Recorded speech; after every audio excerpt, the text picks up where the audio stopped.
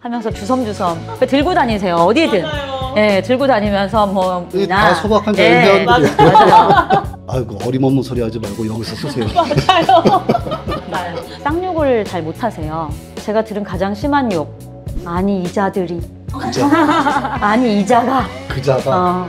야 우리가 돈이 없지 가오가 없냐? 홍세환 선생님처럼 저렇게 진짜 어른이 되는 거구나. 그게 독립이구나. 한 번 생생을 내지 않았기 때문에 그러고 있는지 아무도 몰랐을 거예요, 사실. 잠깐만요. 갑자기 그러시는 거예요? 이제 내가 지켜줄게. 살면서 좋아요. 네, 반갑습니다. 저는 기본소득당 대표 맡고 있는 유혜인이라고 합니다. 네, 소박한 자연의 김창섭입니다. 전 과거에 나눔재단 운영위원이었던 이형범입니다. 반갑습니다. 네, 저는 독립연구활동가 아정이라고 하고요. 홍세환 쌤하고는 화성 외국연보소 방문 시민모임 마중에서 함께 활동했습니다. 어떻게 단체질문에 가장 친분이 있으신 상권 대표님 먼저. 아, 첫 만나면 네.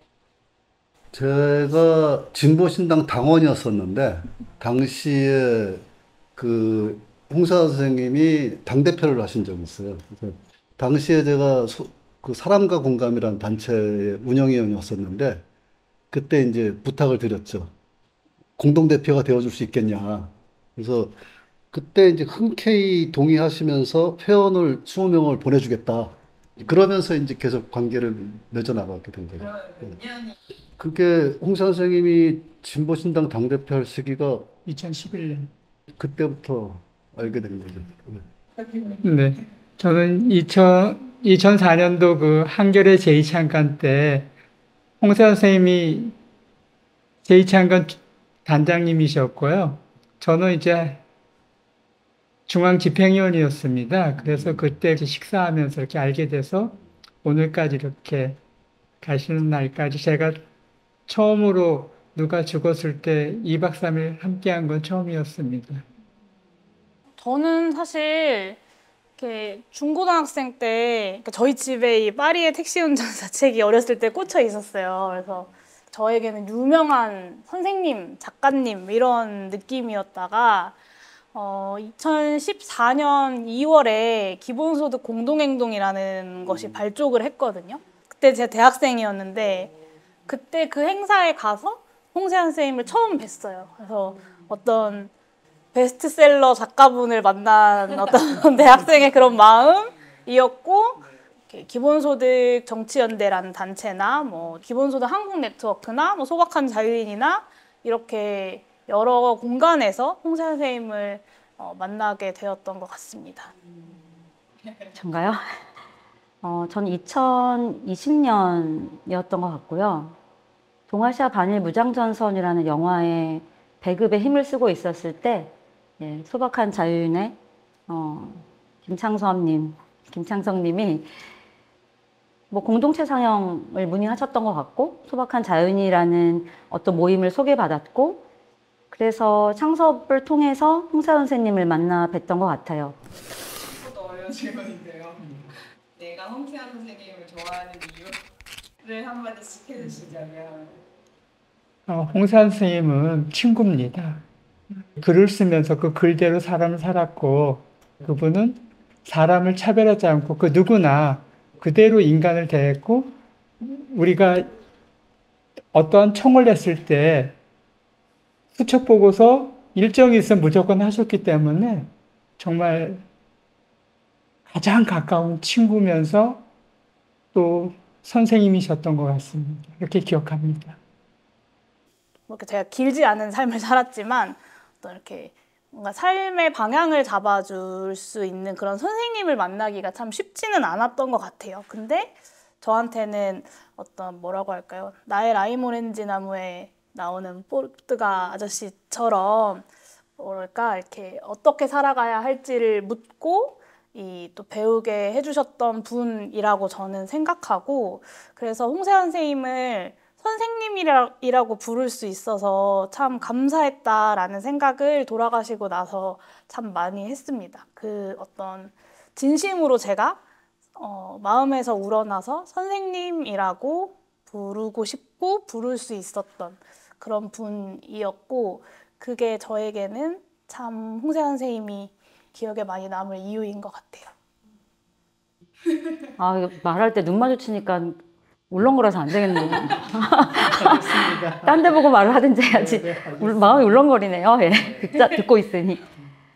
저는 되게 의외였는데요. 제가 사실 명망가라고 불리는 사람들하고 접점을 갖기는 어려운 사람인 것 같습니다. 그래서 기존의 명망가들한테 워낙 큰 편견이 있다 보니 예외가 없을 것이라고 생각하고 만났는데, 일단 목소리가 너무 작은 거예요. 대화를 하는데. 너무 작고 또 부끄러워하시기도 하고, 참 특이하신 분이네 라고 생각을 했는데, 제가 되게 기억에 남은 것은 처음에 만난 자리에서 발언권을 장악하지 않는 사람? 그래서 정말 이렇게 잘 듣는 청자의 자리에 항상 있었던 것 같아요. 저와의 관계는 특히 그랬고요.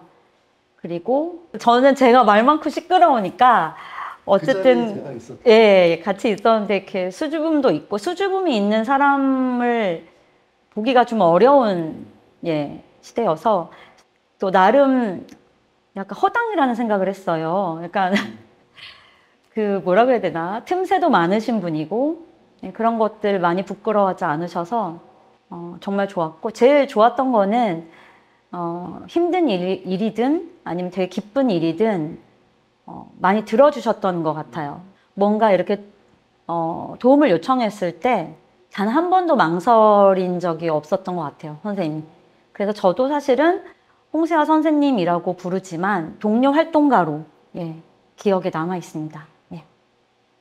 여러 사람들이 뭐 이 시대의 어른, 뭐 훌륭한 인품 이런 말씀 많이 하시지만 개인적으로 보면 되게 재밌어요. 재밌고 순진하다고 그래야 되나? 어른한테 이런 말 표현해야 되나? 되게 그러니까 예를 들면은 제 아정 있는 자리에도 저도 있었는데 이렇게 듣기만 하는 건 아니에요. 나중에 보면 자기가 어떤 걸 도와줄 수 있을까를 고민을 하시는 분이고, 같이 아파하고 그러면서 거절을 잘 못하세요.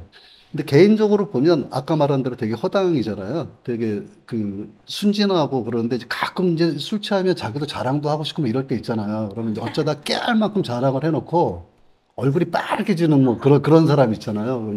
처음 저한테도 반말할 때 장섭이 왔어? 그래가지고 내가 놀래가지고, 원래 안 그러신 분인데 그래서 이렇게 봤더니 얼굴 빨개져가지고 내가 이래도 되지?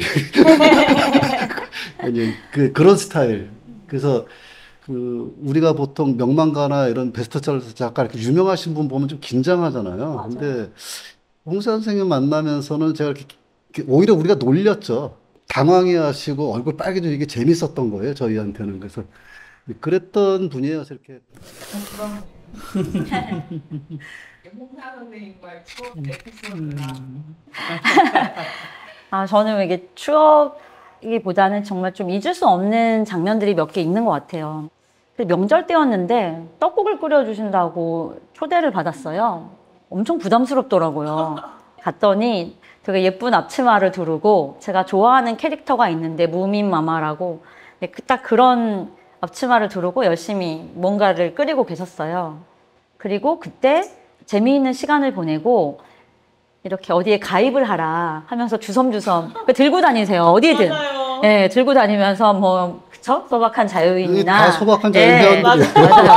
소박한 자유인 너무 그 말도 딱 어울려요. 그 선생님한테. 소박한 자유인, 또 뭐 인권연대 등등 이렇게 나눠주시면서 회원가입을 하라.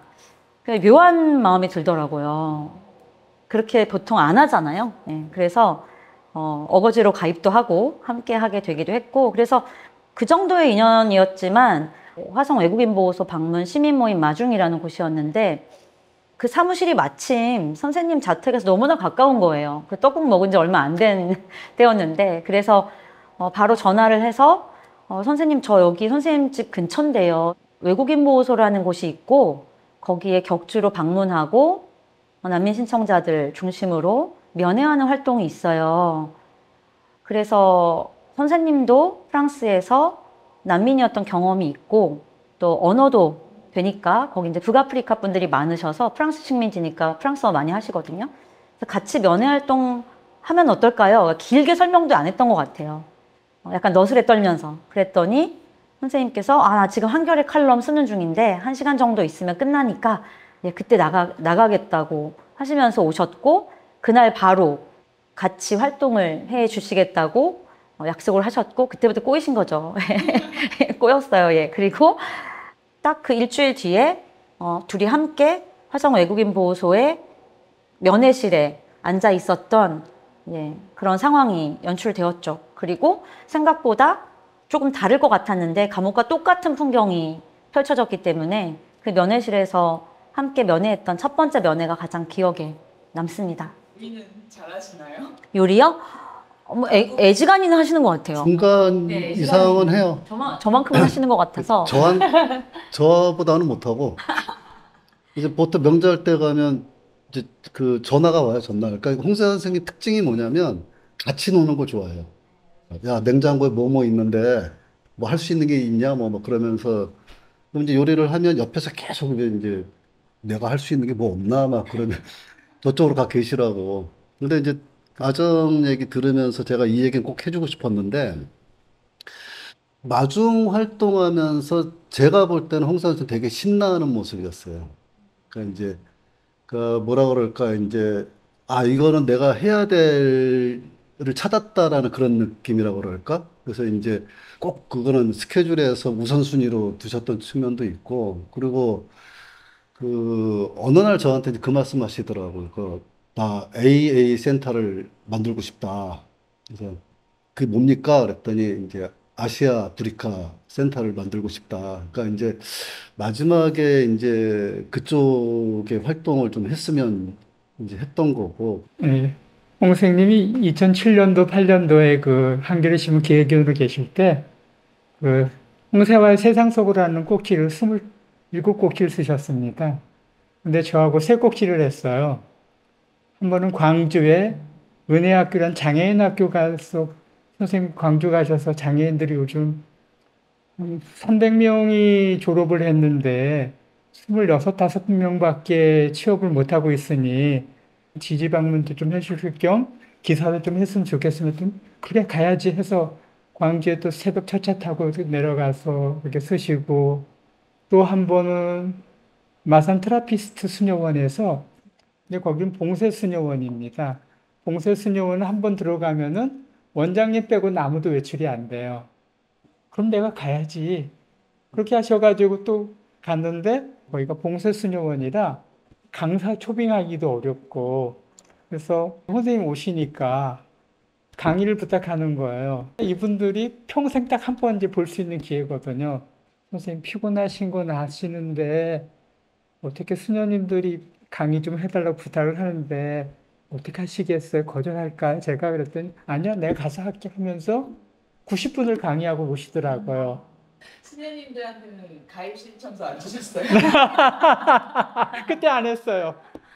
가입 신청서를 되게 거창하게 말씀 안 하세요. 맞아요. 그 시민들 상대로 강연할 때는 민주주의자는 이제 진보 정당이나 그 진보 단체에 가입을 하는 게 필요하다라는 말씀을 하시는데, 이제 정작 만나면 내 얼굴 봐서 들어주세요. 그리고 이제 자기가 도와줘야 될 단체 한 서너 장 정도를 꺼내요. 근데 문제는 뭐냐면 이제 싫은 사람도 있을 거 아니에요. 그러면 이제 선생님 제가 갖고 갔다가 이렇게 나중에 보내드리겠습니다. 그러면 아이고 어림없는 소리 하지 말고 여기서 쓰세요. 그렇게 온 사람들이. 그리고 정말로 종류별로 들고 다니셨고, 저는 그래서 그걸 보면서 활동가로서 많이 배웠어요. 그래서 그 뒤로 홍세 선생님을 만나서 가입한 뒤로 저도 가방에 늘 가입서를 들고 다녀야겠다. 나도 저렇게 해야겠구나. 그래서 그냥 진짜로 가볍게 툭 강의하고 나면 이렇게 내미시고 밥 먹고 차 마시고 이렇게 툭 내미시고. 근데 사실 홍세 선생님이 제가 느끼기에는 가까이서 보신 분들 좀 다를 수 있지만 좀 낯을 가리신다는 느낌을 많이 받았거든요. 그래서 되게 가까워지면 정말 나이나 성별 상관없이 격이 없이 지내시는데 가까워지기 전까지는 되게 정중하게 이렇게 딱 거리를 유지하시고 낯을 가리시는 분이라고 생각했는데 그렇게 낯을 가리시는 분이 저렇게 조직가라니라고 생각하면서 좀 많이 배웠던 것 같아요. 제 딸아이하고 에피소드가 있습니다. 북유럽을 같이 갔거든요. 9박 11일 제 딸아이하고 선생님하고 한겨레에서 이제 갔는데 한겨레 테마 여행을 했는데 다른 사람들은 다 홍 선생님 하는데 제 딸아이만 겁대가리 없이 홍씨 아저씨 반가워요 이랬나 그랬더니 사람들 주위에다 다 놀래가지고 그 정말 누구한테나 그 아저씨 그냥 동네 아저씨처럼 해줬던 기억이 납니다. 그러니까 홍쌤의 깨알 같은 즐거움이 있어요. 그러니까 이제 실제로 단체들 같은 경우는 뭐 정당도 마찬가지겠지만 이게 가입서를 가져오면 되게 도움 많이 되거든요. 근데 홍사 선생님은 뜨문뜨문 가져오는 게 아니잖아요. 만나는 사람마다 가져오는데 그때마다 이제 사람들이 어떻게 가입하게 됐냐 그러면 이제 홍세와의 강요로 그러니까 그 말 들어가는 걸 되게 즐거워했어요. 네.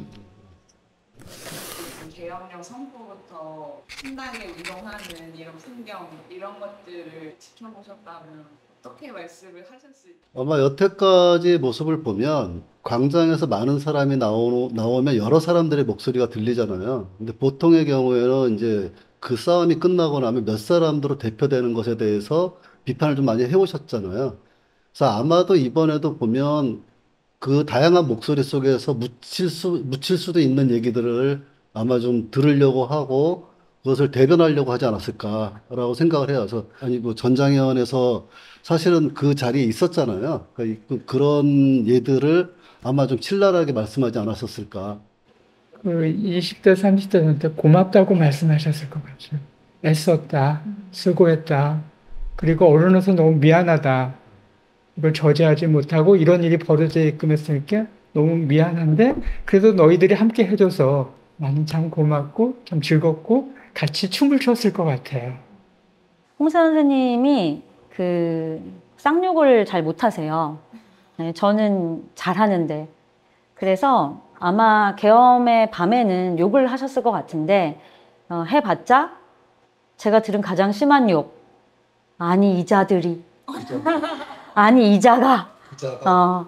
뭐 이자 그자 정도셨을 것 같아요. 그날 밤도. 그렇지만 항상 이제 하셨던 말씀은 광장을 보면서는 저는 좀 생각이 다른데 선생님이 항상 얘기하셨던 것 중에 하나가 한국 사회의 민낯을 드러내는 사람들은 국민이 아니다.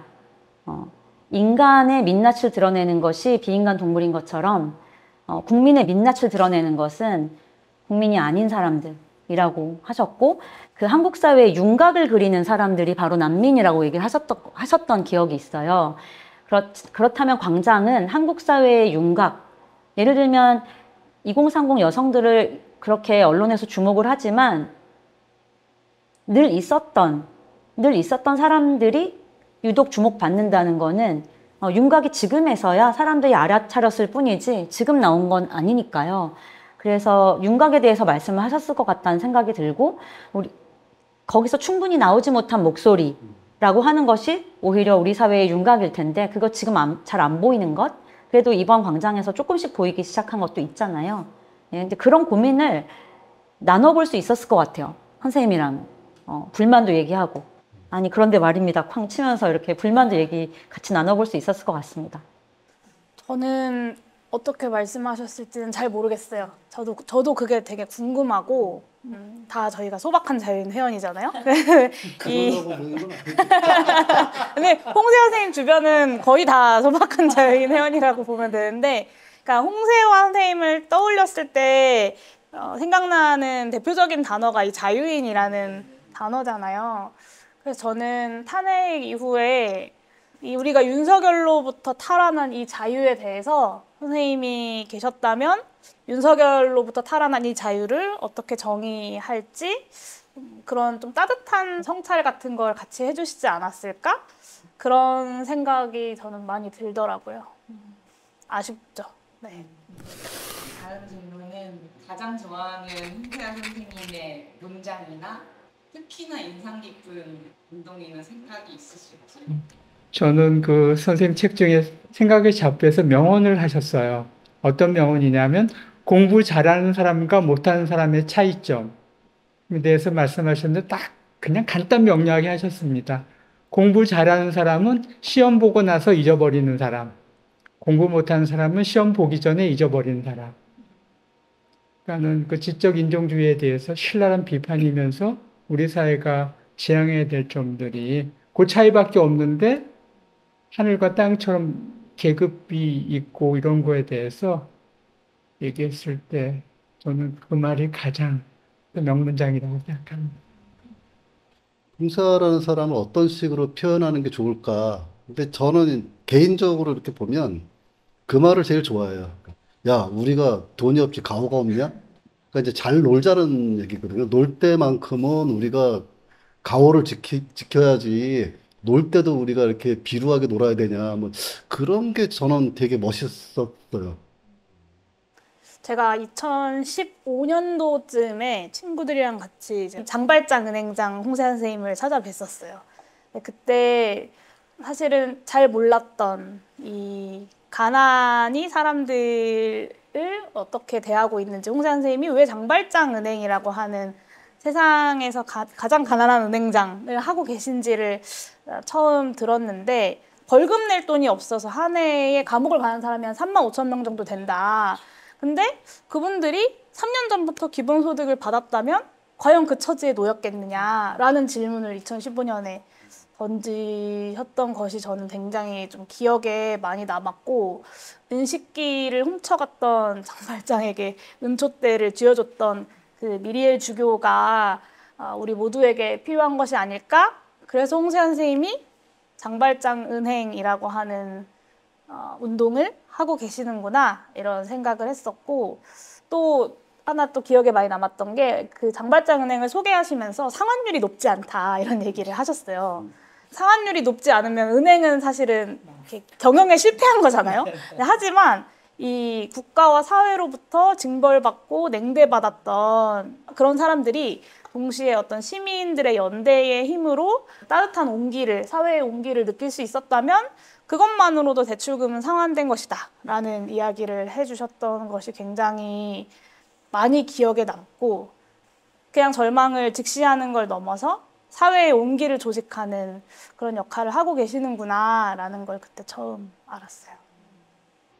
기본소득에도 영향을 미쳤나요? 기본소득당을 만드신? 홍세아 선생님이 그 기본소득과 관련돼서 되게 오래전부터 또 많은 운동들과 활동들도 하셨었는데, 2017년에 온국민 기본소득 운동본부라는 걸 했었어요. 그게 뭐냐면 당시에 문재인 정부가 개헌안을 만들고 있었고, 그래서 제가 개헌안에 기본소득 받을 권리를 넣는 어떤 시민운동 같은 걸 좀 만들어보고 싶어서 동료들이랑 그 기본소득 개헌 운동을 했었는데, 그거를 알리는 광화문 광장 첫 번째 기자회견에 홍세아 선생님이 함께 해주셨거든요. 근데 거기서 이런 말씀을 하셨어요. 내가 기본소득을 내 삶의 마지막 과정에서 온 힘을 다해 실현하고 싶다는 생각이 든 배경은 기본소득이 우리 사회의 공기 자체를 바꿀 수 있기 때문이다. 그래서 이 사회를 지배하고 있는 공기, 이것을 조금 더 따뜻하고 부드럽게 해야 하지 않겠냐. 그래서 지금의 이 차갑고 냉소적인 거친 관계로부터 벗어날 수 있게끔 하는 것이 기본소득이고, 그런 바람에서 나온 생각이다. 이런 말씀을 그 기자회견에서 해주셨거든요. 근데 이렇게 말하면 약간 이렇게 오버하네라고 느끼실 수도 있지만, 왠지 그 순간 그 광화문의 공기가 다르게 느껴지는 뭐 그런 생각도 좀 했었고, 저는 사실 그런 이렇게 표현을 잘 못하는 사람인데 기본소득이 좋다라고 생각했던 것을 저렇게 표현할 수도 있구나 라는 생각을 많이 했었어요. 똑같은 표현을 해도 옆에서 보면 되게 멋있어요. 맞아요. 세련되고. 그래서 처음에는 프랑스의 그 어떤 풍토가 있는 건가. 근데 제가 이렇게 나중에 이렇게 보니까 계속 그렇게 생활을 하다 보면 자연스럽게 그렇게 나오는 것 같아요. 그걸 내가 언젠가 느꼈어요. 이거는 머리를 짜내서 나온 말이 아니다. 그런 생각을 좀 많이 하게 됐어요. 저는 홍 선생님한테 여쭤봤어요.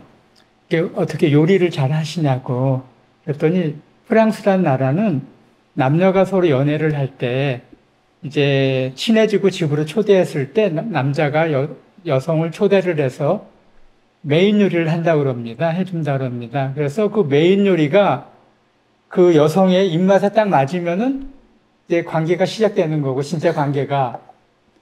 근데 맛이 없으면 바로 퇴짜 맞는 데입니다.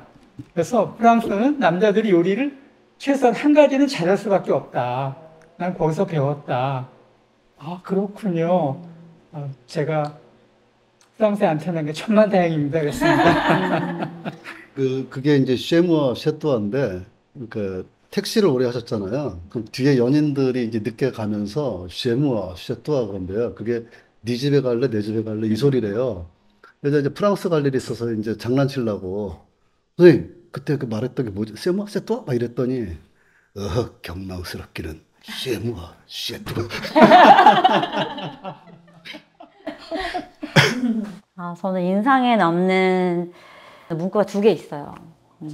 사실 제가 하는 활동이 기본적으로 불법화된 사람들이기 때문에 등록증이 없거나 뭐 도주 중이거나 그렇기 때문에 합법적인 조력 활동을 하기 어려운 상태에서 굉장히 막막할 때가 많았어요. 그래서 막다른 그 길에 다다랐을 때 그런 순간에 항상 선생님을 찾아갔었는데 그때 이제 여러 말씀을 주신 것 중에 또 울렁울렁하네요. 또 창자에서부터 또 창자 뜨거워지기 시작했어요. 정말 아무 방법도 없을 때, 예를 들면 이 약이 없으면 저 사람은 죽는데 사실 한국에서도 이 특허약은 너무 비싸기 때문에 가난한 사람들은 이 약값을 감당을 못하고 죽는 사람들이 있다. 네, 그런 약이 있었어요. 그래서 굉장히 이제 분노하시면서 제가 이제 걱정을 하면서 사실 저한테는 이 돈이 없고 우리 동료들 다 합쳐도 이 돈은 없다.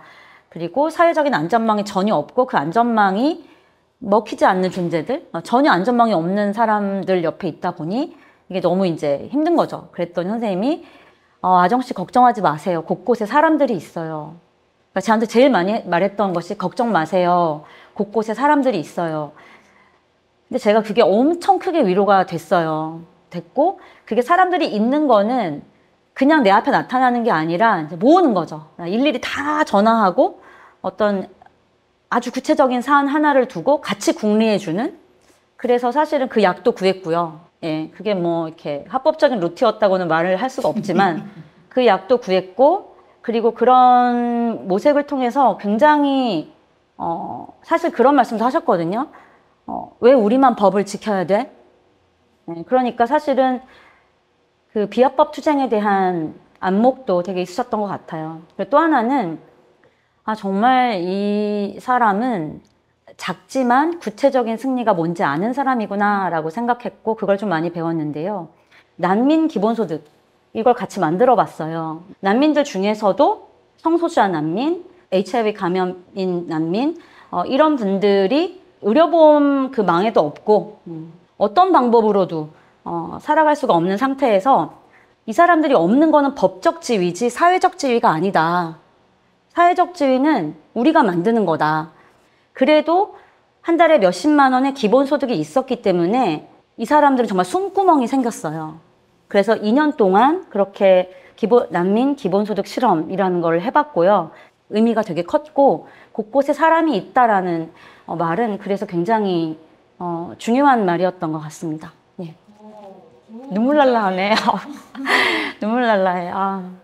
그리고 말만 하지 않으니까요. 사실은 막 되게 유명한 사람이니까 몇 번 오다 말겠지 이런 생각도 사실 했거든요.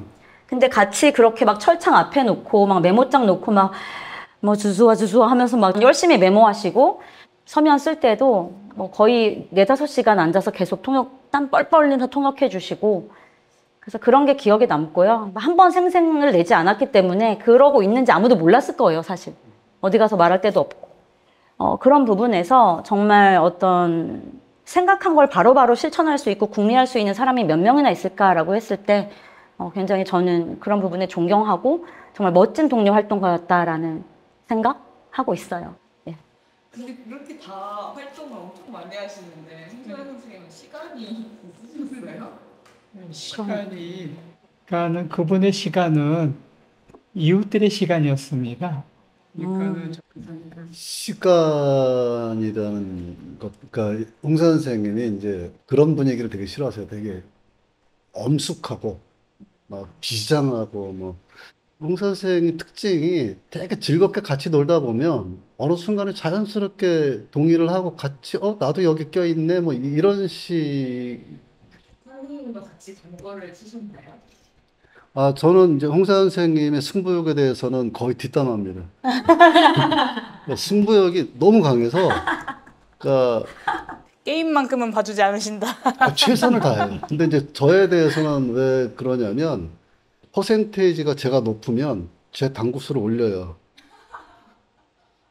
그러기도 하고, 그러니까 뭐 스스로도 얘기하죠. 잡기가 능하다. 화투도 좋아하시고 마작을 공부하는 모임도 만드셨고, 그리고 한번 이기면 되게 좋아하세요. 역전승하면 굉장히 좋아하세요. 저런 분이었나 싶을 정도로. 온 동네 떠나갈 때 내치십니다. 아니, 뭐그 정도는 아니고.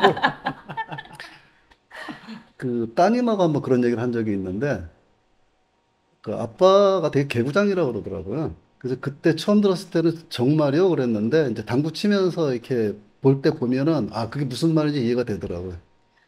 홍세현 선생님 웃으실 때의 표정을 보면 장난꾸러기인 게 좀 느껴지지 않나요? 뭐랄까, 그 웃는 모습이 그냥 장난꾸러기. 그러면서도 정말 수줍게 웃으시고. 홍세현 선생님 별세 소식을 접하셨을 때 어떤 생각을 하셨는지. 그 아프실 때 병원에 계실 때 눈이 많이 왔던 날이었는데 한번 찾아뵀었거든요. 저희 아들내미랑 이렇게 같이 활동하는 동료들이랑 갔었는데, 근데 제가 전에 듣기로는 상당히 많이 힘드시다고 들었어요. 어떤 고통이라거나 이런 게 힘드시다고 들었는데, 저희가 갔을 때는 전혀 그런 거를 내색하지 않으셨거든요. 그때가 이제 선거가 있는 해니까 선거 끝나고 또 인사드리러 오겠습니다. 그렇게 말씀을 드렸는데, 결국에는 선거 끝나고 인사를 못 드린 채로 이제 소식을 들었고, 그래서 많이 후회가 됐죠. 한편으로는 제가 20대 초중반 때부터 뵀으니까 늘 저한테는 그냥 기본소득 활동을 하면서 늘 뵙는 선생님이셨는데 이제 안 계시는구나. 근데 그거를 받아들이기에 꽤나 시간이 걸릴 것 같다라는 생각을 했던 것 같아요. 사실은 저는 지금도 사실 별로 이렇게 이제는 막 안 계시지, 돌아가셨지 이런 마음보다는 그냥 나의 선생님이시지 라는 마음으로 사실 이 자리에 왔던 것 같고, 아직도 선생님이 부재하시다라는 인식은 조금 없지 않은가 이런 생각도 들고요. 활동하님 빨리 하셔야 눈물이 덜 나지 않을까요? 예, 큰일 났네. 벌써 뱃속에서 난리가 났는데, 예. 마지막 모습을 떠올리고 이런 게, 쉽지가 않네요. 예. 굉장히 풀 수 없는 문제에 맞닥뜨렸을 때 가장 원초적인 방법으로 타개책을 찾았던 것 같아요. 선생님과 함께 특히. 편지를 쓰는 거거든요. 동료들에게. 그렇게 편지를 쓰면서 여러 운동을 시작했던 기억이 있고, 그 선생님한테 편지를 쓰고 싶었는데 편지는커녕 말도 제대로 못하고 병실 나왔던 기억이 있어요, 저는. 근데 이제 저에게는 되게 기품 있는 사람이었거든요. 기품이 있다는 게 표현하기 되게 어려운 말인데, 기품이 있는 사람? 되게 이 사람 멋있구나 라고 생각했던 게 허세도 없고, 그래서 아플 때 그 아픈 모습도 봤어요. 많이 참으셨겠지만 아픈 것처럼 보였고,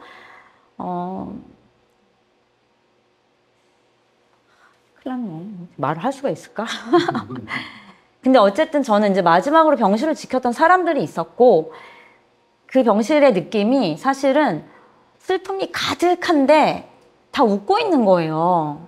그냥 시답지 않은 농담하고 있고. 그래서 이제 되게 웃음과 울음이 섞여 있는 그런 공간이었는데, 그래서 마지막까지도 어쨌든 선생님 웃는 모습을 봤고, 제가 그 웃는 모습을 너무 좋아했거든요. 너무 좋아했고, 소년이 웃는 모습 같고, 저는 결국 아무 말도 건넬 수가 없었는데 선생님이 꼭 이제 저를 아정씨 이렇게 불러요.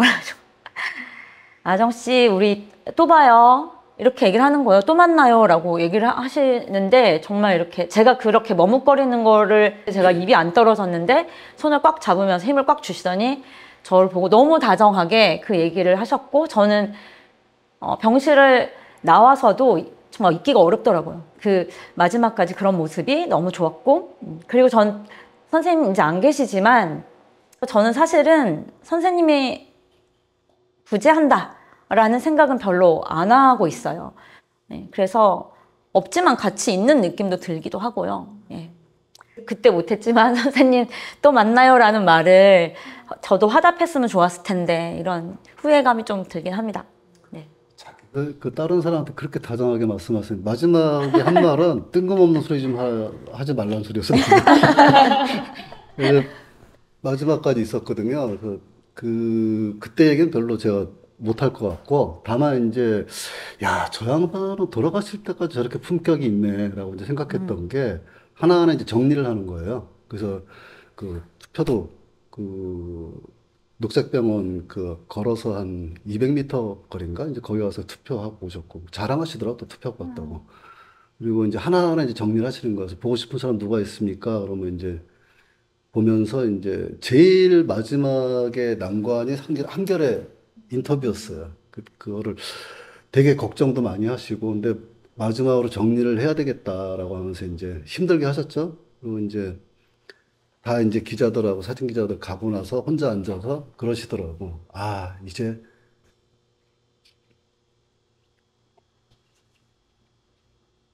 잠깐만요. 아, 이제 가족만 남았네.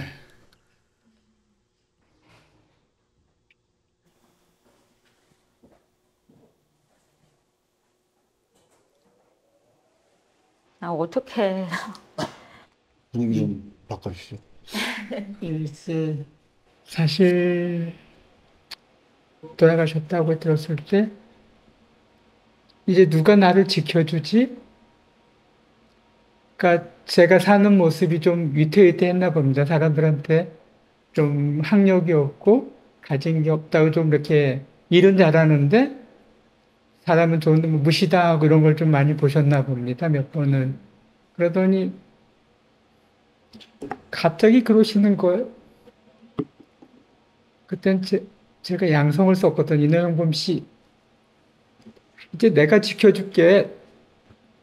내가 이제 형이라고 부를게. 이 형. 아, 분위기 바꿔달라 그랬더니. 살면서 우리 부모도 못 지켜주는데.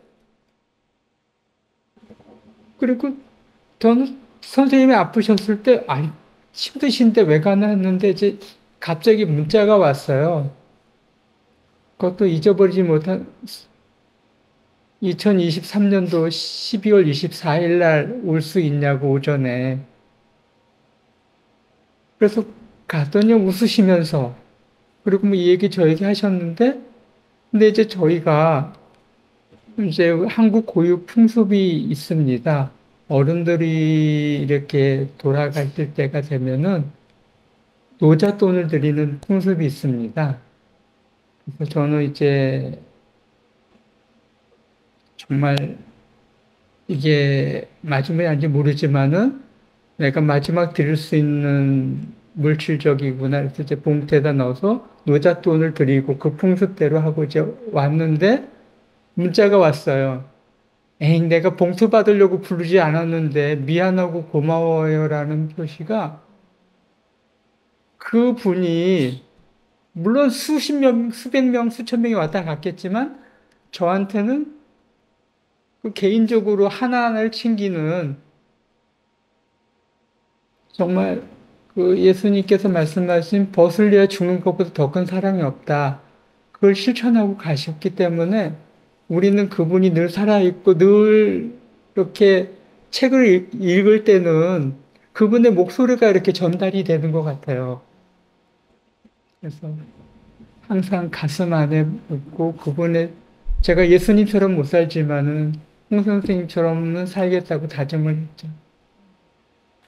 옆에서 보면 한결에 대한 애정이 굉장히 깊으셨어요. 그러니까 마지막에 인터뷰도 내 친정인데 그 마지막 정리를 한결에 하고 싶다라고 통화를 하셨고, 그리고 이제 평소에도 아픈 소리도 많이 하셨잖아요. 그거는 뭐냐면 그만큼 한겨레가 어떻게 가야 된다는 것에 대한 그 확신이 좀 있었기 때문에, 그래서 사실은 오히려 한겨레는 홍사한테 고마워야 된다고 생각하는 것 중에 하나가, 뭐 관계들 맺으면은 이러저러 좋은 말들만 하잖아요. 근데 아파야 될 때는 아픈 얘기도 해야 되고, 그리고 방향에 있어가지고 그 원하는 어쨌든 그런 고민을 같이 하길 바랬던 것을 제가 옆에서 충분히 봤거든요. 그래서 그리고 가족분들도 그 아빠가 제일 멋있었을 때가 한겨레 언론인으로 있었을 때가 제일 멋있었다, 이런 말씀도 많이 하셨고.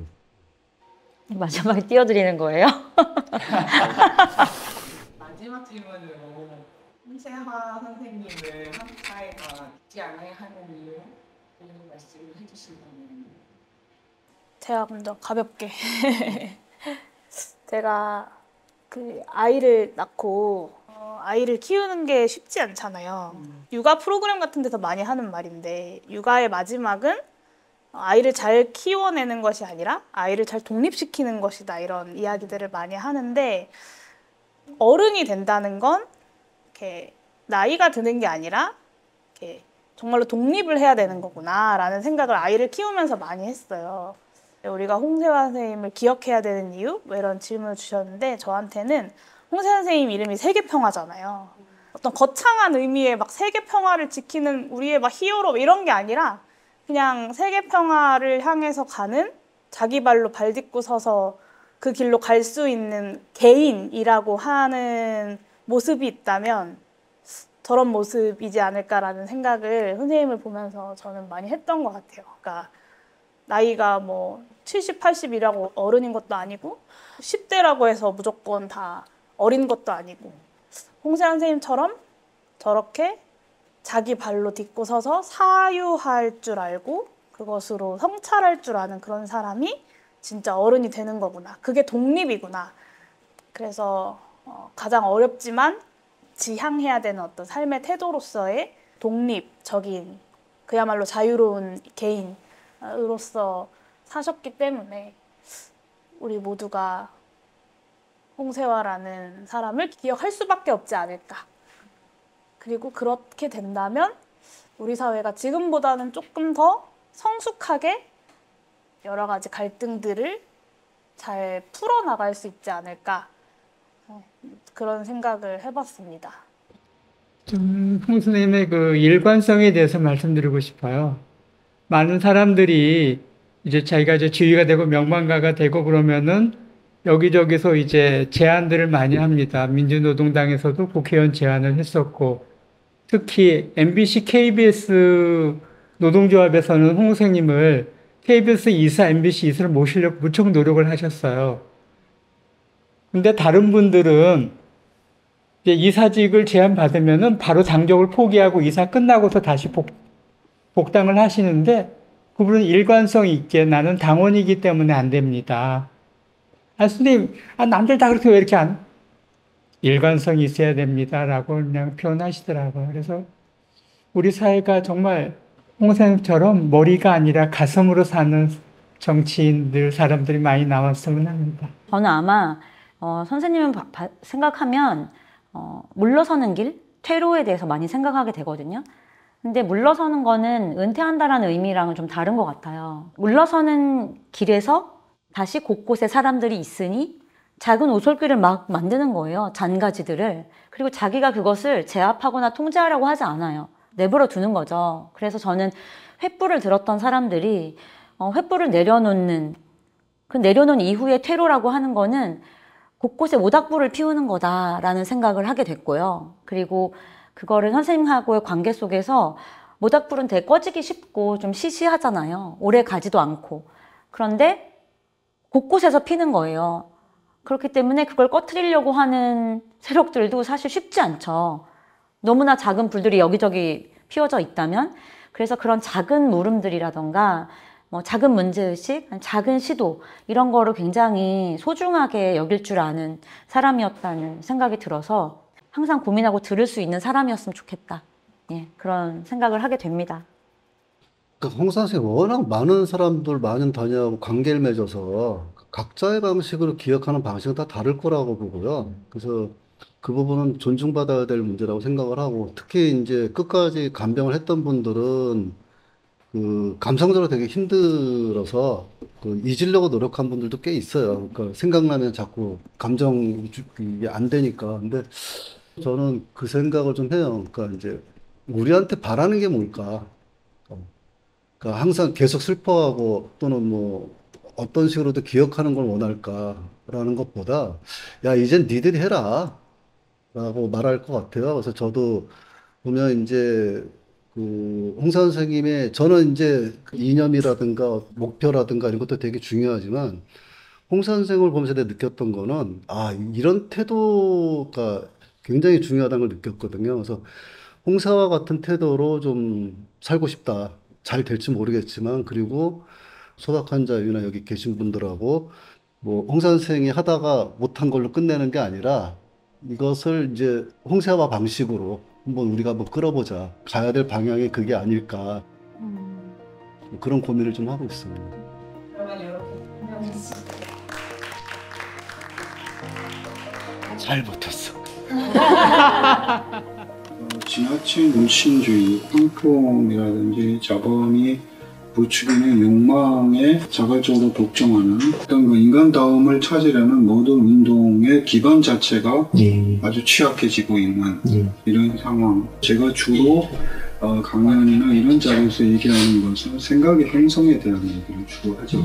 제가 가장 중요하게 생각하는 것은 당연히 인문학이라는 것이 소유의 대상이 아니고 자기 삶을 성찰하기 위한 것이라고 한다면 제일 중요한 게 이제 생각에 대해서 묻는 이런 것이라고 보고 가능하면 걔도 이탈하고 그 이탈한 사람들이 새로운 공동체를 형성할 수 있고 그런 그 어떤 토대가 민주의식 같은 이런 건강이 되어야 된다고 보는 것이 물론 갈 길이 멀죠. 그럼에도 불구하고 시도해야 할 것이고 단 한두 분이라도 새롭게 생각을 해보고 자기 삶을 되돌아보고 그렇게 계기를 준다면 그것만으로도 충분한 의미가 있다.